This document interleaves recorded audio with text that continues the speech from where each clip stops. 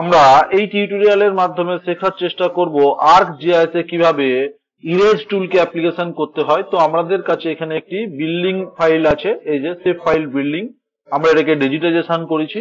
তো এখানে আমাদের দেখতেই পাচ্ছি, যদি আমরা একটু জুম করে দেখি, যে এই বিল্ডিং যে রয়েছে, যে বিল্ডিং ফাইল রয়েছে, এর মাঝের এই পোর্শনটা কিন্তু বিল্ডিং নয়। তো এই জায়গাটাকে আমাদেরকে কেটে ওড়াতে হবে অথবা ডিলিট করতে হবে।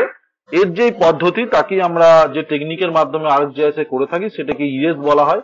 সেম একই ভাবে যদি আমরা আরো দু একটা দেখি, এই যে দেখতে পাচ্ছি এটি একটি সেভ ফাইল রয়েছে আমাদের, এই যে সেভ ফাইল, এই যে সেভ ফাইল রয়েছে, সেভ ফাইলের এই যে বিল্ডিং ফাইল রয়েছে, এই বিল্ডিং এর ভিতরের এই পোর্শনটা কিন্তু এটা বিল্ডিং এর মধ্যে পড়ে না। তো সেই জন্য এই জায়গাটা আমাদেরকে ইরেজ করতে হবে বা ডিলিট করতে হবে, এটি আমরা শেখার চেষ্টা করব। সেম একই ভাবে যদি এই বিল্ডিংটাকে আমরা লক্ষ্য করে দেখি, এই যে বিল্ডিংটা রয়েছে এর ভিতরে এরকম একাধিক ফাইল রয়েছে যেগুলোকে আমাদেরকে ডিলিট করতে হবে। তো এর জন্য আমরা যে প্রথম করব, ইরেজ নামে একটি আমরা এখানে এই যে ফাইল তৈরি করেছি, যেটিও সেভ ফাইল। এটিও একটি এক ধরনের সেভ ফাইল, যেটা আমরা ডিজিটাইজেশন মেথডে তৈরি করেছি। এটিকে অন্য কালার দিয়ে বোঝার চেষ্টা করছি।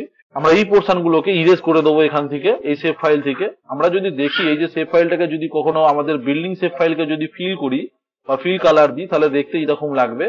কিন্তু এই মাঝের যে পোর্শন গুলো রয়েছে এগুলো মোটেই বিল্ডিং নয়। আমরা যদি দেখি এই যে পোর্শন গুলো বিল্ডিং নয়, এটিকে আমরা ইরেজ করব।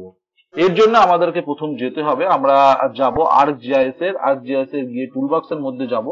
এই টুলবক্সের মধ্যে যাওয়ার পরে আমাদের কাছে একদম প্রথমেই আসবে অ্যানালাইসিস টুল। অ্যানালাইসিস টুলের মধ্যে আমরা যাব ওভারলে অ্যানালাইসিস। এই ওভারলে অ্যানালাইসিস এর মধ্যে এখানে ইরেজ বলে একটি টুল পাওয়া যাবে। এখানে আমরা ইরেজের উপর ডবল ক্লিক করলে একটি নতুন ইন্টারফেস আসবে এবং ইনপুট ফিচার্স এর জায়গায় আমরা অবশ্যই এখানে বিল্ডিং ফাইলকে আমরা সেট করব এবং ইরেজ ফিচার্স এর জায়গায় আমরা ইরেজ নামে যে পোর্শনটা ডিলিট করতে চাইছি, এই যে ইরেজ নামে তৈরি করেছি সেভ ফাইল ডিজিটাইজেশন মেথড, এখানে আমরা এই ইরেজটাকে সেট করব এবং ইরেজ সেট করার পরে এখান থেকে ফাইলটা কোথায় রাখতে চাইছি, কি নাম দিচ্ছি, সেগুলো সেট করার পরে এখানে টলারেন্স নট নেসেসারি, জাস্ট এখান থেকে আমরা একটু ওকে করব।